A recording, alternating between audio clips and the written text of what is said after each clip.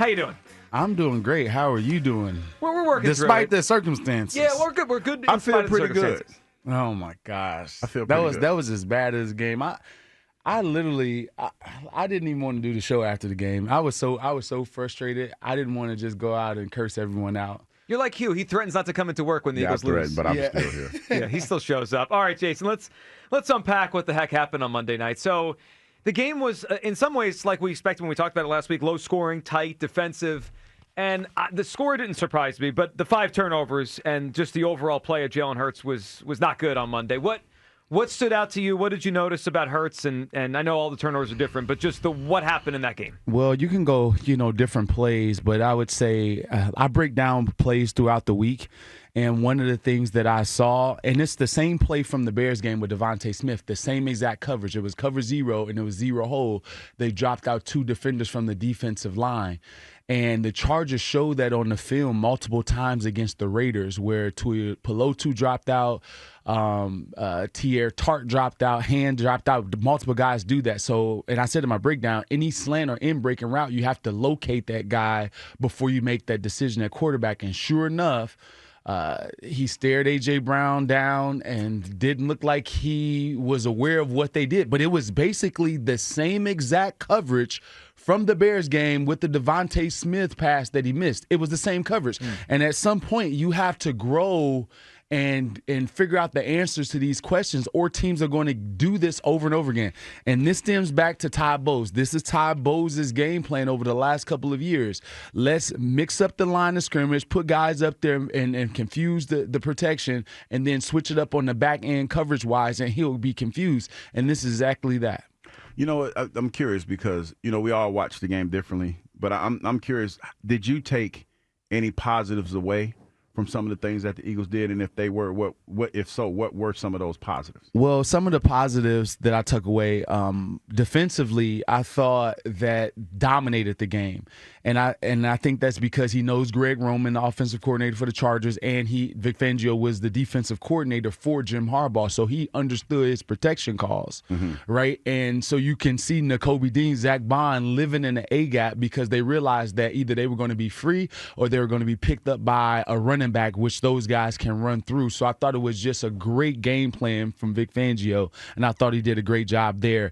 Our rerouting this game of their receivers was outstanding. Cooper DeJean did such a great job in their stacks and their bunches of not giving guys free releases. It caused Justin Herbert to be more mobile than he wanted to be with a broken hand. So I thought our defense played lights out the entire time. I thought our special teams gave us something in the return game. And also offensively, A.J. Brown was moving in a bunch of different spots, routes that he normally don't run. He was running over routes. He was running, dagger routes, in breakers. He ran, across the field and back out. They were doing a lot of things offensively, and guys were open at times. You just hate to see Saquon have 16 rushing yards in the first half and dominating the football game, and then only get four rushes in the second half, and you're wondering are the coaches trying to prove a point here? This is my thought process.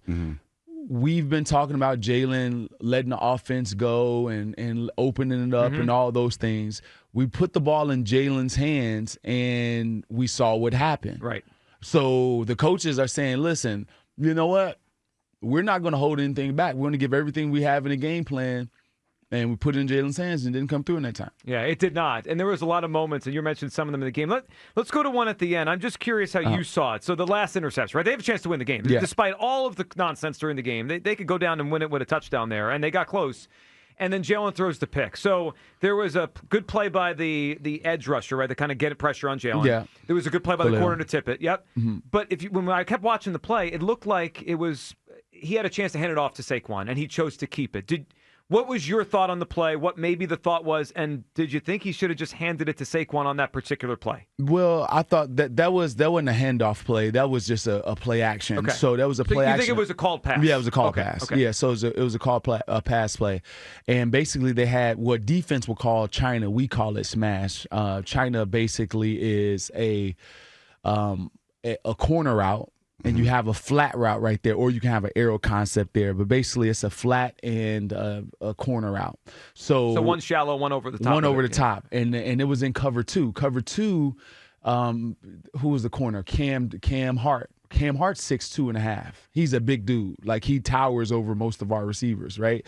So if you got to get that ball up and over the corner that's sinking underneath it, and you got to understand who that corner is. Right. So it was only 2nd and 3. You have a bunch of time left in the game, so you don't have to make that throw if you don't want to, because since he's sinking back, you can just throw the ball to the flat to Dallas Goedert, which was the play. It would have been a first down. You still have a new set of downs, and you can run the ball in those situations going forward. They treated the overtime period like it was 2 minutes left in the game. They viewed it as like no huddle offense, and they just only focus on passing that entire time rather than mixing in your game plan. So I thought that decision by Jalen Hurts was a bad decision, knowing the personnel that the corner is going to sink underneath it and not just taking what the defense gave you, which he got greedy and threw the interception. Yeah, he did. All right, 215-592-9494. Let's let Jason hear this. Ron Jaworski talking about Jalen Hurts and what he saw as he went and watched the film. Here's Jaws. Curious, Jason, if you saw it a similar way. Well, certainly the quarterback has to accept responsibility literally for every play. That's the job. You have to deal with it. But, after looking at the tape, I feel very strongly about my comments after the game. There were too many throws that were late. And, the quarterback position is about anticipation, throwing the football without access to the results. There are throws you have to make. You don't know it's going to be complete, incomplete, or maybe even a touchdown. You just don't know. So he doesn't make many of those throws, although I will say this, the best throw he's made maybe in his career, in my opinion, 3rd and 16 play, that skinny post. It was a fabulous throw. To me, that's an indication he can make those throws without access to the results and stick the ball into tight windows. But I'll also give the Chargers some credit, too. They had a good blitz scheme. They had him rattled a little bit. He was holding on to the ball. And we're not talking – sometimes it's not even obvious unless you look at the tape. It's a tenth of a second, which is a lot of yards when you're moving as a wide receiver or as a quarterback as you're throwing the football. So it's not something that is very, very obvious, but he was late with too many throws against the Chargers. I'm not sure how you watched the game and what copy you watched, but during the regular ESPN broadcast with Troy Aikman and Joe Buck, Aikman was saying similar things to what Jaws, and he was kind of seeing it in real time, that he's just missing things, just a little bit late on whatever throw. Yeah, so yeah, you see that at times, right? So let's break it down, right? So there's times where Jalen is on the wrong side. So the first play of the game, I was concerned with the first play of the game. First of all, the Chargers only play 2 coverages on first down. They play cover 3 and cover 4. So all you have to do is build concepts for those 2 routes. Right. On the front side, it was an arrow concept where it's 2 small hitch routes in the corner behind it. There was really no one open, so that was a Kevin Patullo thing, right? So Jalen is looking backside at A.J. Brown in a man concept or single high safety concept. It wasn't that. And he's looking backside. I'm like, what are you looking at? Right. So he shouldn't even been over there. Should have been on the other side of the field. Not saying anybody would have been open. But he was looking the wrong side. Was looking the wrong way. And remember, it's just like a math equation, right? So if you come up with the right answer and you didn't show your work, the teacher's going to think you're cheating. Right? And it's the same way in football. Like, you have to have your eyes in the right place. Therefore, when the coaches are looking at it and the defensive coordinators looking at it, it's like, oh, we can't confuse this guy because this guy knows where to go with the ball and he's not looking into anything. Right. So you see that a little bit too much from Jalen, where if he makes a play, it's kind of a after the fact type of play. He got to it kind of haphazardly and it wasn't anticipatory. And that's what Jaws is saying. So there's multiple times in the game where that occurs. So you basically got lucky. Like, basically, it's a sense he got lucky with the throw. Well, not on that 3rd and 16 throw. That 3rd and 16 throw is one of those. Let me tell you exactly. Devontae in overtime. In overtime. Let me tell you what happened on that play. When you're in 3rd and 16, it's only 1 or 2 coverages, maybe 1 that most defenses go to. It's 3rd and 16. They're like, dude, just don't give up a big play. Right. So now the quarterback doesn't have to think. But in normal down and distances, you are dealing with linemen moving. You're dealing with linebackers rotating in and out, and the safety coverage is rotating. In 3rd and 16, he actually saw the coverage, knew exactly what it was, and he let it rip. And that's because he knew it. But we have to get Jalen to the place where he knows that when things are moving, and that's what the problem is. You know what? You said something a couple weeks ago when you were talking about Caleb Williams and how they throw a lot at him. Mm-hmm. Feels like they threw more at Jalen than he's had in the past few weeks. Do you think we should stay that course, even though it looked the way that it did? No, or go back to what we've been doing normal. I think you're fooling yourself if you continue down a path of just you think this offensive line is going to be sufficient enough most games to rely on Saquon, day in and day out. It's not last year. It's not last year. So I don't think we have the same, skill set, the same personnel, the same mindset when it comes to running the game. So I think giving Jalen the keys is the only way for him to grow.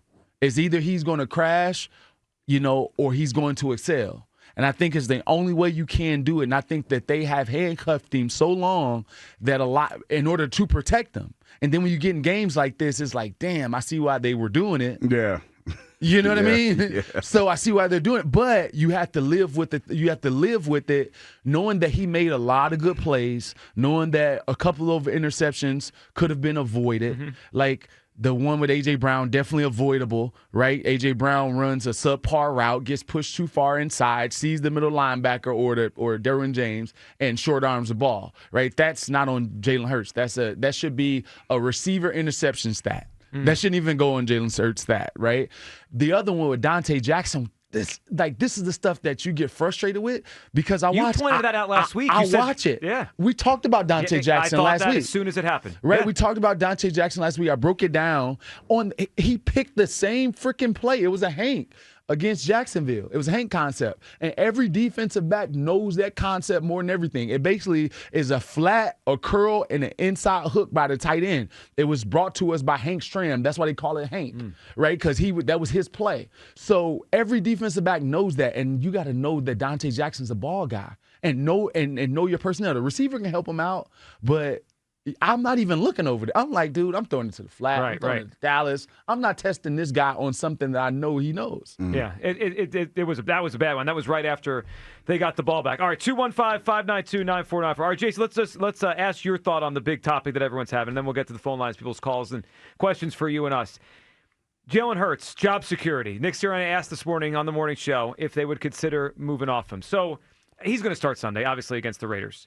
If this continues, do you think two parts to this? One, do you think they will? But then two, if it continues with him playing, not just this past game, but it's been a month of struggles, do you think they should consider Tanner McKee? I don't think that they will. Okay. One, and to be honest, I don't necessarily know if it's warranted. Okay. And yes, Jalen has played bad and he has his downs. Jalen has some ups and he brings a lot to the table as well. So I just don't see how you can move off a guy that's been to 2 Super Bowls in the last, 4 or 5 years. I just don't see how you can that fast after winning the Super Bowl last year. I think that he has at least a year grace period in that he has to, have a chance to rectify this. We haven't seen what this team is going to do in the playoffs. We don't know if a switch is going to be flipped. We don't know that. The one thing I will say about the Eagles team is that despite how bad we think that they play, they're in every ball game. They are. I mean, every game's the same. Even when they're bad, the 4 interceptions, 5 turnovers, they lose the game late. Right? The team, that means that the team is talented enough to win. Because that normally doesn't happen. So with that being said, do I think that Tanner can throw the football better than Jalen? Yes. Do I think he can literally throw the ball better and do some things? Yeah. Do I think it's the best decision for the entire team? I don't necessarily know if that's true because it's not enough work that Tanner has shown in order to gain that right. That makes it interesting because it's an unknown, right? It's not like a guy we've seen a lot of. Even in college, he didn't do that much. Exactly. Yeah. So it's such a small sample size to wage an entire franchise on. A small sample, I can't do it. I don't think it's sound. Yeah, I think most people are with you. I think we haven't checked our poll today. I think it's probably more than 50% that wouldn't do it, but we'll see what people say. All right, this segment brought